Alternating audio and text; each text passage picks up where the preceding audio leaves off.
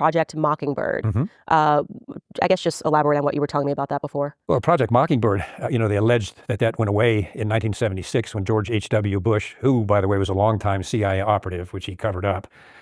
George H.W. Bush, they put him as director of the CIA intentionally, and he came out and gave a news conference when Mockingbird was busted by the Church Committee. Bush came out and did a news conference saying, well, this is an official statement. The CIA will no longer pay journalists to plant stories in papers. But then people missed the last part of his statement.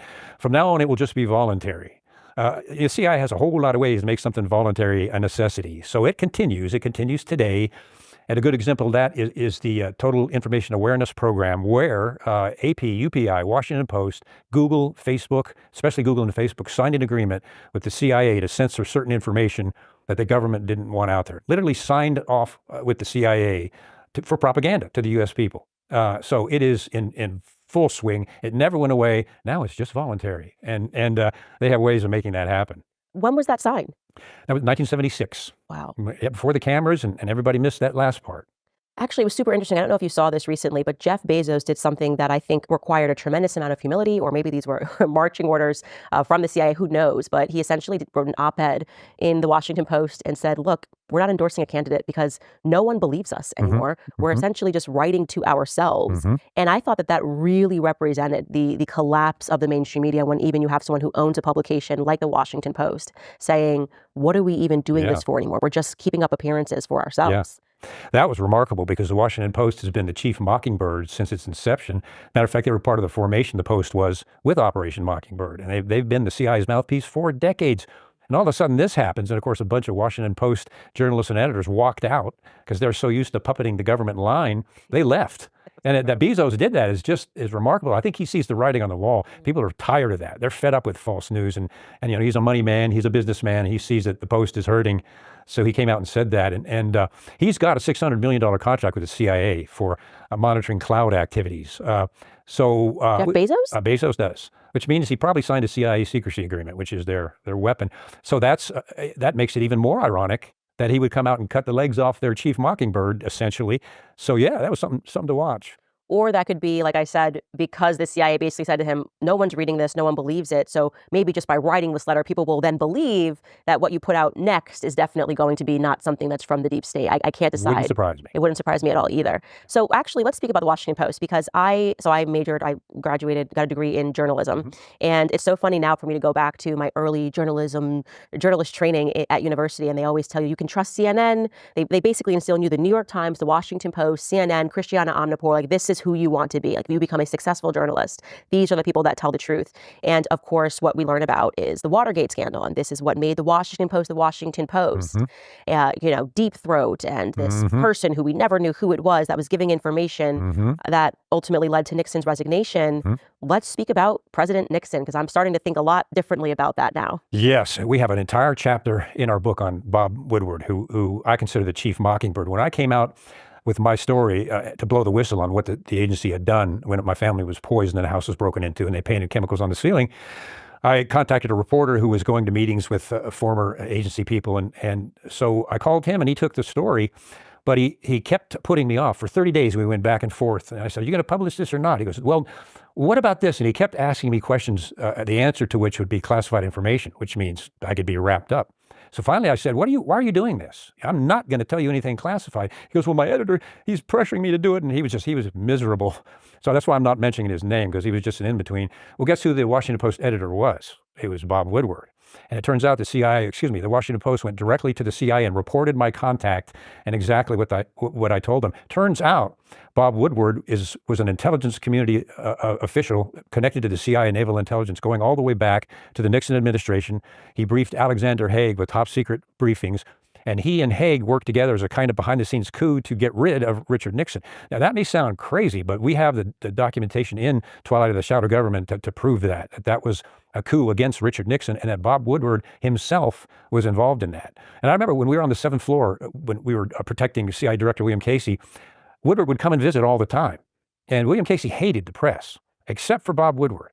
and he'd always clear him right in, and they'd go behind closed door meetings, and we were all like, what the heck? Well, it turns out Bob Woodward, with some of the information Casey gave him, publishes Veil, The Secret Wars of the CIA. And in that book, he says that he was able to get into Bill Casey's hospital room when he was terminally ill and get him to admit to his involvement in the Iran-Contra affair, which was a felony, basically. Well, that's a complete fabrication. I was one of the agents that occupied the hot seat outside of Casey's room. Woodward did try to get in, and the agents gracefully caught him and showed him the exit, and he never came back. Plus, the brain tumor had affected Casey's brain, especially the area of speech, so he couldn't even talk. So that's a complete fabrication. Woodward has concealed all of his intelligence community jobs and positions that he had going back to Alexander Haig. He's concealed all of that. He makes it look like he came into the Washington Post, and then within 6 months, he gets Watergate, and he gets a direct connection to the then deputy director of the FBI, who turns out to be Deep Throat and was disgruntled and just started feeding Woodward information right off the bat. Why him? Well, everybody knew that he had a clearance and he had connections to U.S. intelligence. So we have an entire piece referenced and documented on Bob Woodward as the poster child of Mockingbird, and it goes all the way back to there. So what you're essentially alleging then, and this is very much what I've come to understand, it makes me feel so foolish as a student to believe these almost like Hollywood production type stories. A brave journalist running to get the information out, standing up against the deep state. They are the fourth estate. It's like, no, they are the deep state. That's right. What you're alleging then is that what happened is a coup was executed against a duly elected president of the United States. Yes, and I think we pretty much proved that in the book with documentation. Yeah. And then, of course, people listening to this are going to be going, wait, but as soon as Donald Trump got into office, the first time, Bob Woodward was the guy that was writing a book about Donald Trump. And just a few days ago, Donald Trump issued a statement against Bob Woodward saying that that Bob Woodward was writing another book and lying about clearances that he never had and access to the administration that he didn't have. That would suggest to people that perhaps the state is going after Donald Trump in the same manner. What was Woodward's most recent book, Fear? And of course, it's always negative about Donald Trump because he's a mockingbird. And the CIA specifically hates Donald Trump because he's rattling their cage. And the CIA will do anything, and I mean anything, to survive, self-perpetuate itself. So he went after Trump in his book, and he is now a well-known fabricator. I don't think you can read any of Bob Woodward's book and believe everything that's in there. Now, the one exception is Bill Casey leaked classified information selectively to Woodward in the book Veil, because Casey wanted that out to the American public. And that Woodward took that. What he does is he takes things and makes himself look legitimate, and then he puts a lie in there. That's his MO. And he did that in his recent book, Fear. But it's always against anyone that challenges the intelligence community or the national security state. It's always an attack on that, and of course, Donald Trump. Yeah. You know, it's actually really interesting because Tulsi Gabbard being announced, it seems to have rattled the cages of the deep state. And for me, the marker of that is I view Nikki Haley to be just an entire deep state clone. She's always talking about war, war, war. Let's go to war with Iran. Let's go to war with everyone. And she really came out against Tulsi Gabbard in a huge way. Yeah. And it was really interesting because everything she was saying sounded to me like, this makes me like Tulsi Gabbard more. She's like, Tulsi Gabbard thinks that Julian Assange should be pardoned and Edward Snowden should be pardoned. And I'm going, do you understand what you're actually saying to the American people? Is that people that reveal information about the deep state should essentially be tried and life in prison, and she calls this protecting our interests? And Nikki's been connected to the military-industrial complex for years. She's a deep stater from the word go. Obviously, Trump knows that. The team knows that, and that's why she doesn't have any position. But you got to admire the poetic justice, because they had Tulsi Gabbard on a terrorist watch list. They were following her wherever she went for no reason other than her opinions on Ukraine and other things. And now, all of a sudden, she's in charge of them as over DHS. I mean, you got to love that.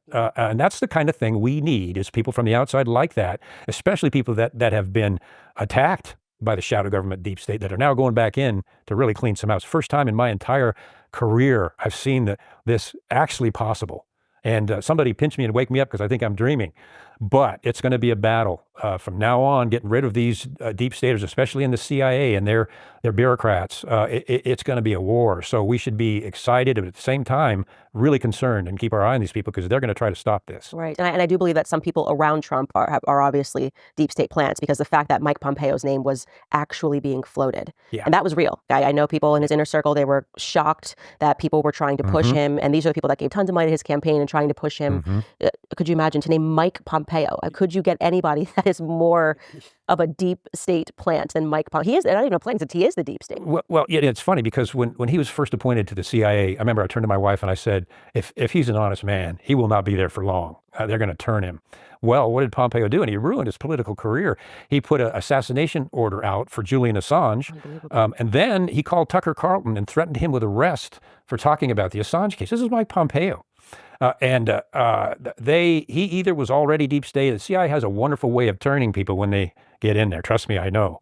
And the upper 20% of the CIA, they do not believe in democracy. They do not believe in the U.S. Constitution. They believe in the CIA and its global juggernaut staying in control and perpetuating itself. That's all they believe in. And some of them, and I've worked for some, they're basically psychotic. They're narcissists. And so Pompeo got in there, and whether he was coerced into doing that by Gina Haspel, who is a shadow government deep stater from the word go. She's the one that destroyed the torture tapes, videotapes. And it wasn't just waterboarding, it was worse. John Brennan was operating through Deputy Director Haspel against Pompeo when Pompeo was director. And so the under bureaucracy at the upper levels of the CIA was working against Pompeo while he was there. That's going to happen again. And if Ratcliffe takes over, he's going to need a team of defense people in the administration behind him because they're going to try to put their steely knives in his back. And he absolutely needs to appoint the right deputy director underneath him that will go with the reforms that the administration has ordered him to do. Because if that's not the case, then the DDCI will undermine him. They have a whole global monstrous network to protect, and much of it illegal and criminal, including drug running and other things that they don't want coming out. So you bring a reformer like Ratcliffe in, you better be careful, and you better have outsiders come in to support him, the chief operating officer and others, that will make sure that bureaucracy doesn't try to undermine the new direction.